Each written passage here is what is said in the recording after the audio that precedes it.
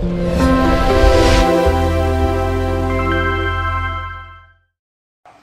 Day Universe, this is Dr. Gigi Sunga from I Can Change Project. Magandang gabi po sa ating lahat. Doon sa first time po tayo mapanood, please subscribe to my channel. Click mo na yan, Doc Gigi Sunga. Doon sa mga like tayo napapanood, maraming salamat po. Ngayon lang ang dami ko natanggap na message from Italy, from Qatar. Siguro, pipilitin natin, babanggitin natin isa-isa.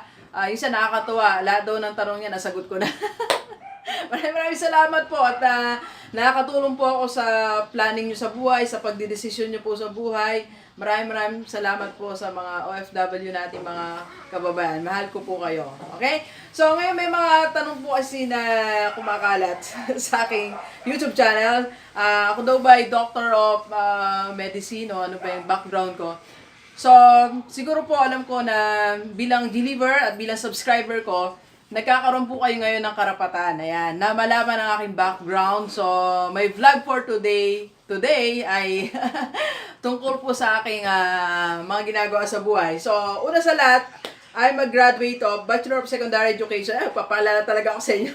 Bachelor of Secondary Education, major in General Science po, sa isang university dito sa Bataan. And after that, I took up my MA sa Columban College, MA in Science Education. Then my PhD, it's not medicine, Doctor of Philosophy po ang aking course, major in Environmental Studies sa Miriam College sa Quezon City. So yun po ang aking educational background. At present, I am a principal of one private school here in Bataan. And aside from that, may mga side jobs po tayo. I'm a speaker for different seminars like for student, teachers, parents, at sa mga companies din po and city hall. So kinukuha din po tayo ng speaker for God seminar. So yan ang aking sideline.